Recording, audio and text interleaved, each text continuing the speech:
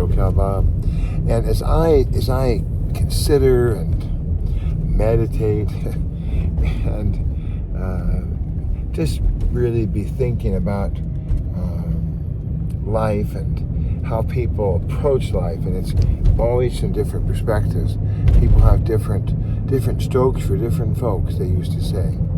And yet there are patterns. There's a story I remember from 1960, whatever it was early, and it was a story at camp. We'd sit around the campfire and we'd sing, Michael rode the boat ashore, hallelujah, and we'd sing, Kumbaya, my Lord, Kumbaya, if you're happy and you know, clap your hand. We'd sing all the camp songs. And then they would have skits, and there was this huge rock that they built the campfire around. Didn't build it around, they built it right in front of it. And then there was a berm, and we had logs, and we'd sit on these little logs and just be there at the campfire. It was amazing. A really communal time. So this man was going from town to town. He was going from Orange City to over to Steel Mill, and between those two cities. And as he went along the road, he'd never been to the new city in his travels, and so people who were walking towards him, he'd say, "Hey, hi, I'm Jesse, and I'm going to go to Steeltown. Can you tell me a little bit about Steeltown?" Well, people had lots of good things to say about Steeltown, how it was a growing city, and they had a paved street, and back then that was amazing, and they even had a few wooden sidewalks, and it was like, wow. And one sidewalk was even paved. It's like, whoa, that's unbelievable. And so he heard these many stories, and he was really, really anticipatory of getting to the town. Well, one of the folks came through and said, "It's a horrible place. People are mean. There's always a lot of noise and dust, and it's terrible there." He thought, that's weird. Why is this person giving me this report about how terrible Steeltown is, when all the other reports are positive and are good? Well, I'm just going to leave that story right there. The moral of the story is that you get what you look for. You get what you look for. And I think it's true now too, that there can be a lot of applause, a lot of encouragement, a lot of, this is the best time ever. And then there's a few people with those little plastic bags. Few people with those little, the little plastic bags. Those people that own dogs, and they're walking their dog, and they're walking around with little bags, and then the dog does its business, and they scoop it up and have it in a little bag, and so all you can see is that owning a dog means carrying around a bag of smelly poop in a tiny plastic bag. That's all it is. Owning a dog is just the worst. It's horrible. You got to take all those dogs out and just, what? Owning a dog does involve, a little bit of unpleasant duty. But, all the other times, dressing your dog up, walking the dog, snuggling with your dog, having the dog greet you every evening, every morning, playing with the dog. There's lots of positives with the dog. It's not all about you got to carry around a orange bag of poop. there was an event, and a little girl, she did a good job at the event. She did a really good job. And you had lots of people saying, this is terrific, this is awesome, this is the greatest, oh my gosh, loved it, loved it, loved it. I think she was selling lemonade.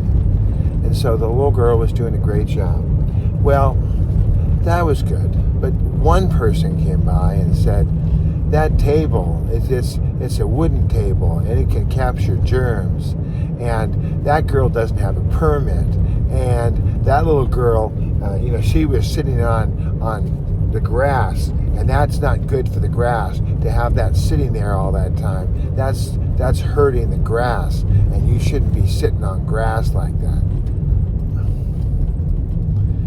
And so the neighborhood association said, well, I'm sorry, Missy, her name was Missy, sorry, Missy, but you cannot have any more lemonade stand. But we had some complaints, so you're out. And what? We have to balance in life. Folks that aren't going to like us. Is everyone going to like us? I just saw a guy walking by right now. He's got a huge bushy beard. I had a huge bushy beard. But then there's some people who don't like huge bushy beards. Some people love them, but some people don't like them. And you got to see this. You got to see this. Oh, look at this. Look. This is Holly Avenue. And look, Holly Avenue.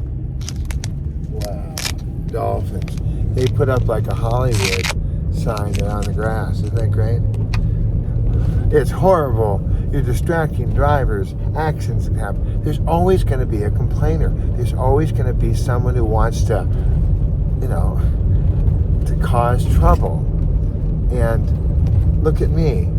This sun is in my face. It's horrible. What did the Lord do putting a sunrise? I think sunrises suck. It's horrible. I can't see it. I'm driving my car. The light's going to blind me. Oh my God. I'm going to have retinal surgery. And there's always some way. I had a baked potato last night. Bethany Rose asked me. It was her first day of school. The night before, we'd gone. The whole family went out, and we had a nice time, and I was treated to birthday. Thank you very much. Thank you very much. And they sang me happy birthday. I posted that. And so it was wonderful. But last night, Bethany Rose said, Pop, let's go to Houston's and let's have a baked potato. And so we went, and it took a long time to get a seat, longer than we expected. So finally, we did get our seat.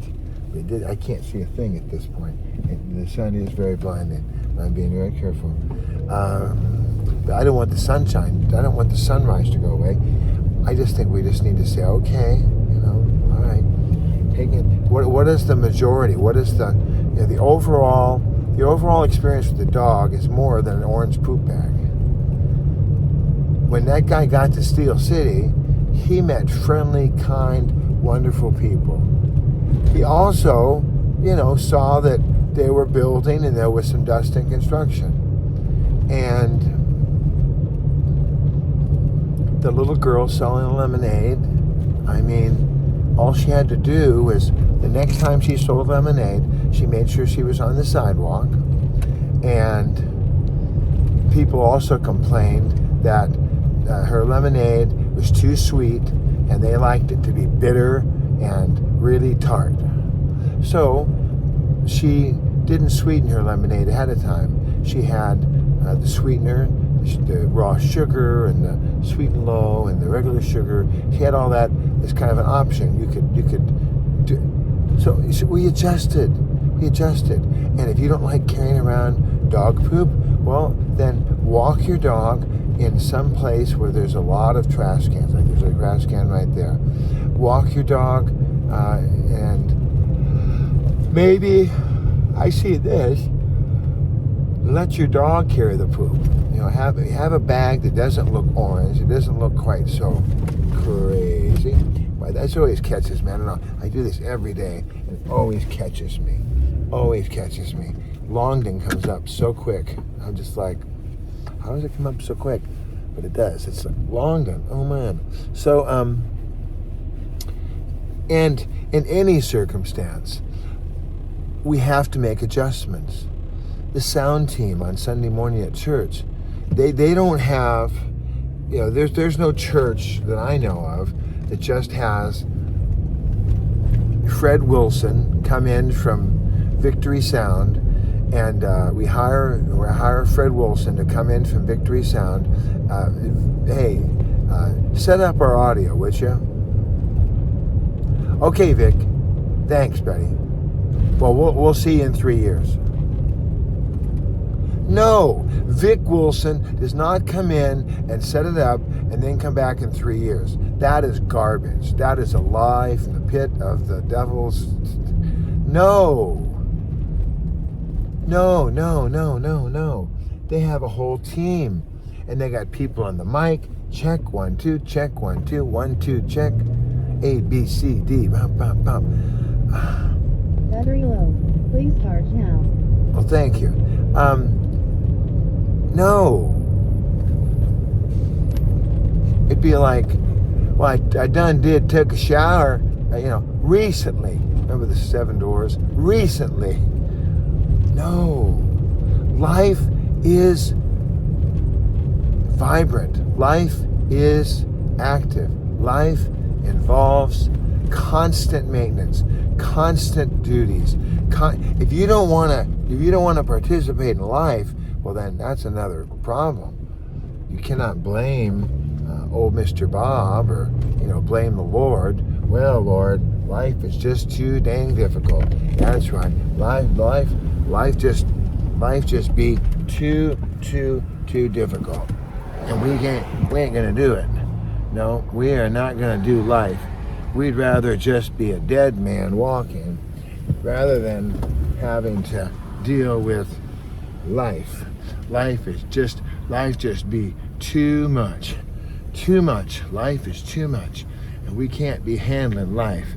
So we'd rather just not even, and there's people that sadly, they, in radical cases, they commit suicide, they commit violence against other people. They're just out of control. It's just like, what? So as we are facing life, as we're facing the grim parts of life, the orange bags, the dust in the construction, the fact that the grass may be affected sometimes for an event. The grass will come back up, the dust will settle, the poop will be tossed into the barrel. When I was a kid, another thing from the 50s, nobody was picking up poop. Nobody was walking around with little orange bags. No, you just stepped in dog poop. And you're always at risk of stepping in dog poop and then walking in the house and, hey, let me see your shoe. That's how it was in the old. Nobody was picking up any poop. So, but we grew and we learned. So now the icky thing is we got to have the dog, put it on the dog's collar. Have a little backpack for the dog. And let the dog stick it in that little backpack, and the dog can carry it away until he gets home, and then like the cat and Meet the Fockers, you can have the dog unzip his backpack and jump up and put the poop in the trash can, and you just get it all set. Alrighty, well, I've exaggerated. I've gone over and over in this thing, but the bottom line is, give folks a chance. If you tell someone, I love you, baby, I love you, they say, I love you more. Then what's the response to that? The response to that is, but you don't know how much I love you. Love is more than words. You can always tell people. Flapping the gums, the flappy gums, but if you don't put it into action,